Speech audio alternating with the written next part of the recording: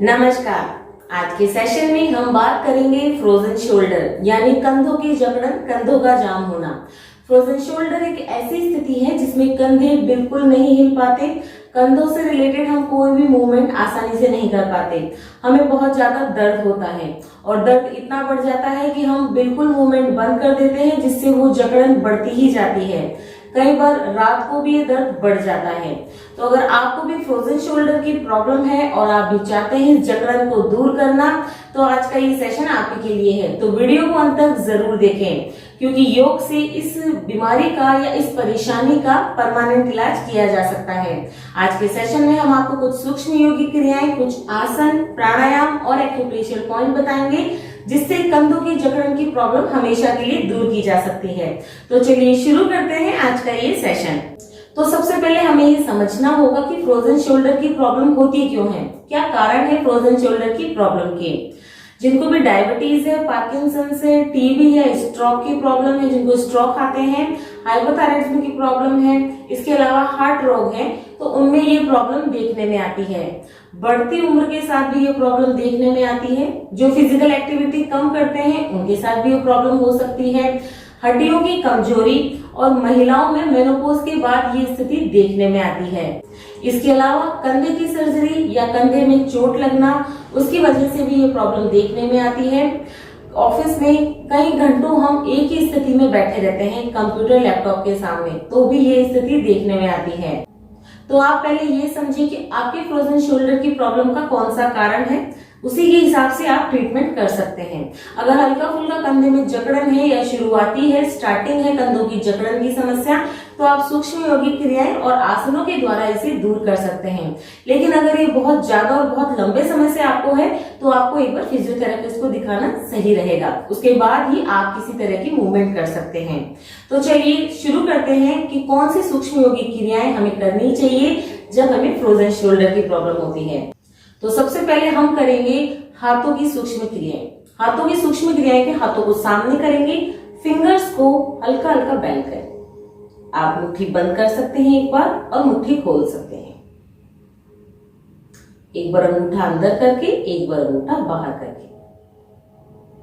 बिल्कुल धीरे धीरे करना है। जिनको भी फ्रोजन शोल्डर की प्रॉब्लम है, झटके से हाथों की कोई भी मूवमेंट ना करें, ना ही नेक की कोई मूवमेंट करें झटके से। जितनी आपकी क्षमता है उतना आप अच्छे से हाथ को खोलें, फिंगर्स पूरी चौड़ी करें। धीरे धीरे 5 से 10 बार आप इसका अभ्यास कर सकते हैं। अब मुट्ठी बंद करें, अंगूठा अंदर करके और धीरे धीरे रोटेशन करें रिस्ट से। 5 से 10 बार एक ही डायरेक्शन में और 5 से 10 बार अपोजिट डायरेक्शन में। बिल्कुल स्लो करें, क्योंकि कई बार हाथ उठ ही नहीं पाएगा, तो इतना भी नहीं हो पाएगा। तो आप जितना आपकी क्षमता है उतना करें। हाथ को खोलें। ये आपके एल्बो जॉइंट के लिए है। बिल्कुल धीरे धीरे 5 से 10 बार या जितनी आपकी क्षमता है उतना करें।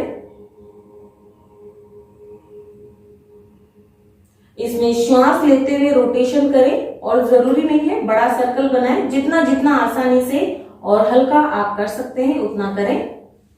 अगर आपका हाथ इतना ही उठता है तो भी शुरुआत में काफी है। श्वास लेते हुए हाथों को पीछे, श्वास छोड़ते हुए आगे।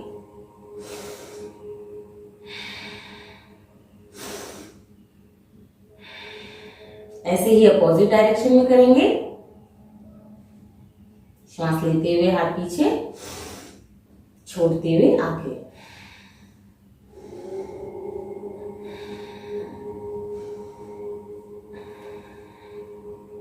इसके बाद दोनों हाथों को इंटरलॉक करें, दोनों हाथों के फिंगर्स को, और सिर के पीछे लगाएं।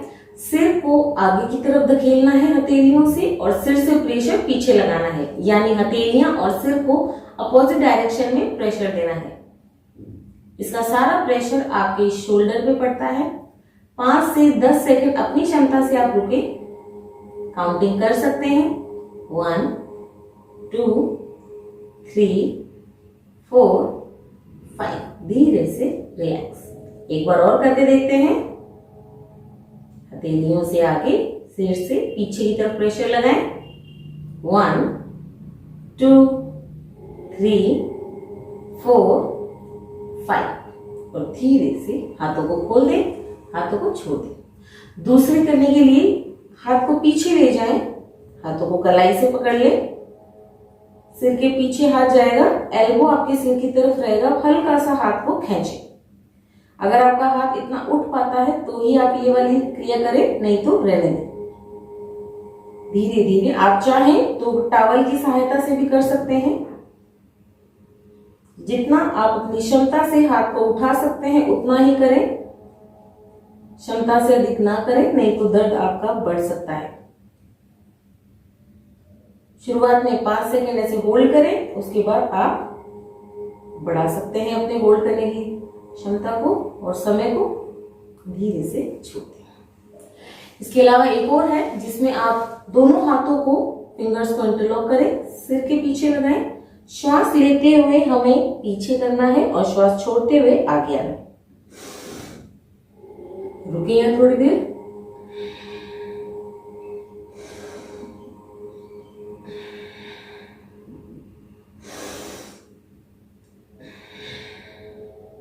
ये भी आप 5 से 10 बार अपनी क्षमता से कर सकते हैं। इसके बाद अब हम करेंगे नेक की मूवमेंट। नेक की मूवमेंट हम श्वासों के साथ ही करेंगे। इसका असर भी आपके फ्रोजन शोल्डर पे पड़ता है और वहां पे भी आपको रिलैक्स फील होगा। तो सबसे पहले नेक राइट एंड लेफ्ट करेंगे। श्वासों के साथ कैसे करते हैं देखते हैं। श्वास लेते हुए एक साइड आप टर्न करें, थोड़ा रुके यहाँ पे अपनी क्षमता से, बिल्कुल धीरे धीरे, और श्वास छोड़ते हुए सामने आ जाए। वापिस श्वास लें, दूसरी तरफ से करें। जब आप यहाँ होल्ड करते हैं तो आपको खिंचाव यहाँ फील होगा और इसका असर आपके कंधों पर भी पड़ेगा, तो आपको वहां पे भी रिलैक्स महसूस होगा। कोशिश करें अपनी चिन को अपने शोल्डर की सीध में लाने की। अगर आसानी से आ जाती है तो ठीक है, नहीं तो आप धीरे धीरे अभ्यास करें, ये आराम से होता जाएगा। जबरदस्ती ना करें, जितनी आपकी क्षमता है उतना ही करें। श्वास लेते हुए साइड, श्वास छोड़ते हुए सामने। इसके बाद हम करेंगे नेक को बेंड करना। नेक बेंड करें, श्वास लेते हुए, जितना आसानी से आप कर सकते हैं। थोड़ा सा यहाँ रुक सकते हैं, कंधे ऊपर ना करें, श्वास छोड़ते हुए सीधा, श्वास लेते हुए बेंड, दूसरी तरफ, और श्वास छोड़ते हुए सामने। ये आप 5 से 10 बार कर सकते हैं। इसके बाद हम शोल्डर की करेंगे। शोल्डर अप एंड डाउन करेंगे श्वासों के साथ। तो श्वास लें तो कंधे ऊपर, श्वास छोड़ें तो कंधे नीचे। करके देखते हैं।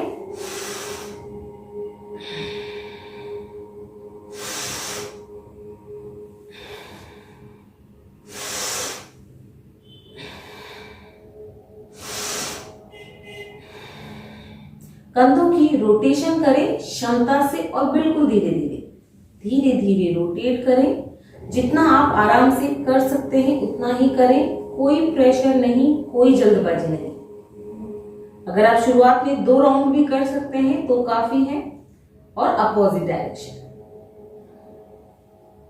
बिल्कुल धीरे धीरे करते रहने से आपके कंधे की जकड़न जल्दी दूर होगी। ये शोल्डर की रोटेशन। तो ये तो मैंने आपको मूवमेंट बताए, सूक्ष्म योगी क्रियाएं बताई है हाथों की और नेक की और 1-2 शोल्डर की। अब बात करते हैं आसन कौन सा करें। तो सबसे ज्यादा इसमें बेनिफिट रहता है गोमुख आसन। गोमुख आसन आप वज्रासन में बैठ के भी कर सकते हैं या पोस्चर बना के भी कर सकते हैं। हम पैरों को जो क्रॉस लेग करते हैं वैसे भी कर सकते हैं। मैं आपको दोनों ही तरीका बता देती हूँ। सबसे पहले हम वज्रासन में करेंगे।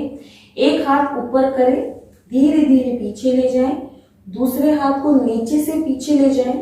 दोनों हाथों को आपस में पकड़ने की कोशिश करें। अगर आसानी से पकड़ में आ जाते हैं तो ठीक है, नहीं तो आप यहाँ टॉवल की मदद ले सकते हैं। टॉवल की सहायता से भी इसे आप पकड़ सकते हैं। तो यहाँ क्षमता से 5 से 10 सेकंड रुके और जब अभ्यास अच्छा होता जाए तो आप समय बढ़ा सकते हैं। धीरे धीरे हाथों को छोड़ें। यही सेम आप दूसरी तरफ दूसरे हाथ से भी करेंगे।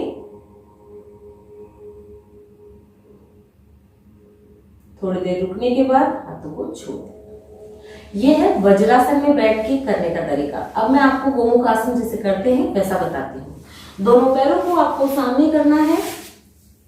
अब एक पैर को घुटने से बेंड करते हुए दूसरे पैर के नितंब के पास लाना है और दूसरे पैर को भी घुटने से बेंड करते हुए अपोजिट पैर के नितंब के पास लाना है। यह आपका पोस्चर है। दोनों पैरों को अपनी क्षमता से जितना आप कर सकते हैं शुरुआत में काफी है। घुटने के ऊपर घुटना रखना जरूरी है। अगर आप ऐसे बैठ के कर सकते हैं गोमुख आसन तो बहुत ही अच्छी बात है, और अगर नहीं कर सकते हैं तो वज्रासन में भी आप इसका अभ्यास कर सकते हैं। तो जो पैर ऊपर है वो हाथ ऊपर से पीछे की तरफ जाएगा और जो पैर नीचे है वो नीचे से पीछे जाएगा। दोनों हाथों को आपस में पकड़ने की कोशिश करें, और अगर नहीं पकड़ पा रहे हैं तो जितना हाथ आपका जा पाता है उतना ही ले जाएं। थोड़ी देर यहाँ रुक सकते हैं और थोड़ी देर रुकने के बाद धीरे धीरे हाथों को छोड़ें। झटके से हाथों को ना छोड़ें, बिल्कुल धीरे धीरे छोड़ें। सेम प्रैक्टिस दूसरे पैर के साथ भी की जाएगी। तो पैरों को आपस में चेंज करें, जो ऊपर था वो नीचे और जो नीचे उसे ऊपर करेंगे। हाथों की मूवमेंट भी आपकी बदल जाएगी। तो जो आपका पैर अभी ऊपर है वही हाथ ऊपर से पीछे जाएगा और जो पैर आपका नीचे है वो नीचे से पीछे जाएगा। दोनों हाथों को आपस में पकड़ने की कोशिश, या तो टॉवल से पकड़ लें या हाथों को जितना आपका हाथ पीछे जाता है उतना ही ले जाएं, क्योंकि कई बार फ्रोजन शोल्डर में इतनी प्रॉब्लम हो जाती है कि हाथ पीछे भी नहीं मूवमेंट कर पाता है। तो अगर आपका हाथ हल्का सा भी पीछे जा पा रहा है तो आप उतना ही ले जाएं जितना आप आसानी से क्षमता से ले जा सकते हैं। दोनों हाथों को आप पकड़ के रखें और हाथों को पीछे रखें। थोड़ी देर में आप रुकें और फिर धीरे धीरे आसन से बाहर आने के लिए हाथों को आपस में छोड़ें धीरे धीरे, और फिर हाथों को नीचे रखें आसन से बाहर। ये तरीका है आपका इसमें पोस्चर में बैठ के करने का गोमुख आसन का। अब इसके बाद हम करेंगे गरुड़ासन। गरुड़ासन के लिए आप वज्रासन में बैठ के कर सकते हैं। वैसे तो वो स्टैंडिंग आसन है, खड़े होकर करने वाला आसन है, लेकिन अगर सिर्फ कंधों के लिए हम कर रहे हैं तो हम बैठ के भी कर सकते हैं। वज्रासन में आप बैठ जाएं, दोनों हाथों को सामने करें, एक हाथ के ऊपर एक, जैसे एल्बो के ऊपर एल्बो है। अब ये हाथ हमने खड़ा किया और दूसरा हाथ ओवरलैप करते हुए हम लेकर आ गए और नमस्कार की मुद्रा हमने बना दी। तो इसमें आप थोड़ी देर रुके, अपनी क्षमता से जितना आपका हाथ आप ओवरलैप कर सकते हैं दूसरे हाथ पे उतना ही करें। थोड़ी देर यहाँ रुकने के बाद धीरे धीरे हाथों को खोलें। इसका पूरा प्रेशर आपके शोल्डर पे आता है। सेम यही प्रैक्टिस दूसरे हाथ की तरफ से करेंगे। तो हाथ सामने करें, दूसरे हाथ को ऊपर से लाएं और ओवरलैप करते हुए नमस्कार की मुद्रा बनाएं। तो ये हम बैठ के वज्रासन में भी कर सकते हैं। यहाँ थोड़ी देर रुकने के बाद क्षमता से रुकें 5 से 10 सेकंड और फिर धीरे धीरे हाथों को छोड़ते हैं। अगली सूक्ष्म क्रिया की तरफ चलते हैं जो कि हमें वज्रासन में बैठ के करनी है। मैं आपको साइड से दिखाती हूँ। वज्रासन में बैठ जाएं, दोनों हाथों को पीछे करें अपने पैरों की या हिप्स की सीध में, जितना आप आसानी से कर सकते हैं, और धीरे धीरे पीछे की तरफ आपको झुकना है। अपनी क्षमता से झुकें, जबरदस्ती ना करें। अगर आप इसमें कंफर्ट है तो ही करें। यहां थोड़ी देर रुकें और फिर धीरे से वापस सीधा। एक बार वापस करके देखते हैं। दोनों हाथों को पीछे की तरफ रखें, हल्का सा पीछे झुकें, थोड़ी देर रुकने के बाद धीरे से वापस। ये जितने भी सूक्ष्म क्रियाएं मैंने आपको बताई हैं, इनमें से जितने भी आप कर सकते हैं उतना काफी है। जरूरी नहीं कि सारी करें। अपनी क्षमता से अपने हिसाब से आप डिसाइड करें कितनी कर सकते हैं। नियमित अभ्यास करते जाएंगे तो आप ये सारी क्रियाएं कर सकते हैं। तो बात करते हैं एक्यूप्रेशर के पॉइंट की। एक्यूप्रेशर के पॉइंट के लिए आपका जो अंगूठे का मूल है, अंगूठे की रूट है, उसे आपको ऐसे गोल गोल घर्षण, गोल गोल घुमाते हुए घर्षण देना है, गर्म करना है या रगड़ना है, आप कैसे भी समझ लें। आप इसे चाहें तो नॉर्मल ऐसे ही कर सकते हैं, लेकिन अगर आपको यहाँ पे जैसे बार बार ऐसे गोल घुमाते हैं तो आपकी स्किन पे थोड़ा खिंचाव होता है या जलन होती है, तो आप कोई ऑयल भी लगा सकते हैं। तो ऑयल लगा लें, मौसम के हिसाब से किसी भी ऑयल को आप यूज कर सकते हैं। 5 से 10 मिनट या 1 मिनट 2 मिनट से शुरुआत करें और आगे इसको बढ़ा सकते हैं। जब भी आप फ्री रहें ये करते रहें। दोनों ही हाथों में ये हम कर सकते हैं। दोनों हाथ के अंगूठे का मूल है जो नीचे का है साइड का, और उसको फिर आपको गोल गोल ऐसे दूसरे हाथ की मदद से घुमाना है। तो तेल लगा के करें या नॉर्मली ऐसे ही करें, बेनिफिट आपको मिल जाएगा। इसके बाद हम बात करते हैं प्राणायाम की। अब प्राणायाम कौन सा करें, क्योंकि हाथ हमारा उठ ही नहीं रहा तो हम ब्रीदिंग कैसे करेंगे। तो इसमें नॉर्मली अगर आप कर सकते हैं तो अनुलोम विलोम करें, जिसका लिंक मैं आपको दे दूंगी और अभी थोड़ा सा मैं आपको बता देती हूँ। अगर आपका हाथ ऊपर नहीं उठ पा रहा है ज्यादा तो आप सिर्फ डीप ब्रीदिंग करें। तो डीप ब्रीदिंग के लिए लंबा गहरा श्वास लें और लंबा गहरा श्वास छोड़ दें। मैं आपको करके बताती हूँ तो कैसे करते हैं।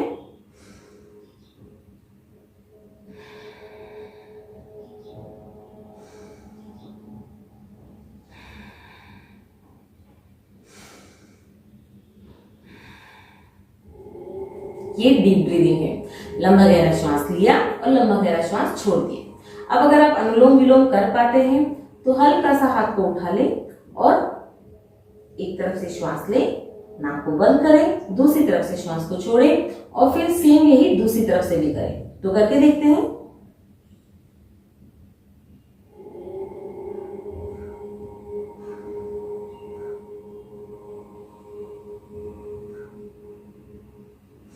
ये प्राणायाम जितनी आपकी क्षमता है उतना करें तो बढ़िया रहेगा, क्योंकि कई बार कंधों की जकड़न मांसपेशियों में खिंचाव की वजह से भी हो जाती है। तो जब हम जितना इसका अभ्यास करेंगे अनुलोम विलोम का, उतना ही हमें बेनिफिट होगा। तो बात करते हैं कि क्या सावधानी रखनी चाहिए जिनको भी फ्रोजन शोल्डर की प्रॉब्लम है। सबसे पहले तो जरूरत से ज्यादा वजन उठाने से आप बचें। आपको फ्रोजन शोल्डर की प्रॉब्लम किस वजह से है, आप पहले कारण समझें फिर ट्रीटमेंट करें। जैसे कि अगर आपको डायबिटीज की वजह से है तो आप डायबिटीज को क्योर करने के लिए योग प्राणायाम करें, जिससे कि डायबिटीज क्योर होती जाएगी और आपके फ्रोजन शोल्डर की प्रॉब्लम भी दूर होती जाएगी। कंधों की जकड़न के लिए गर्म पानी का सेक या गर्म सेक बहुत ही फायदा करता है, तो आप वो भी ले सकते हैं। इसके अलावा जब कंधों में दर्द होता है तो नॉर्मली लोग उसे हिलाना डुलाना बंद कर देते हैं, मूवमेंट कराना बंद कर देते हैं, जिससे जकड़न बढ़ती जाती है और कंधे जाम हो जाते हैं। ऐसा ना करें, हल्का फुल्का अपनी क्षमता से मूवमेंट करते रहें, क्योंकि अगर मूवमेंट चलती रहेगी तो जाम बढ़ेगा नहीं, जकड़न ज्यादा बढ़ेगी नहीं। तो हल्के फुल्के मूवमेंट करते रहें अपनी क्षमता से, जितनी योगी क्रियाएं आप कर सकते हैं उतना करें। तो आज के सेशन में बस इतना ही। अगर आपको फ्रोजन शोल्डर से रिलेटेड जानकारी अच्छी लगी इस वीडियो की तो वीडियो लाइक करें, ज्यादा से ज्यादा शेयर करें, ताकि जानकारी सभी को मिल सके। और अगर अभी तक आप मेरे चैनल से नहीं जुड़े हैं तो चैनल को सब्सक्राइब करें, बेल के बटन को जरूर प्रेस करें, ताकि नोटिफिकेशन आपको टाइम पर मिलती रहे। तो फ्रोजन शोल्डर से रिलेटेड जानकारी आज यहीं पे खत्म करते हैं। जल्दी ही मिलते हैं किसी नए टॉपिक के साथ। तब तक के लिए नमस्कार।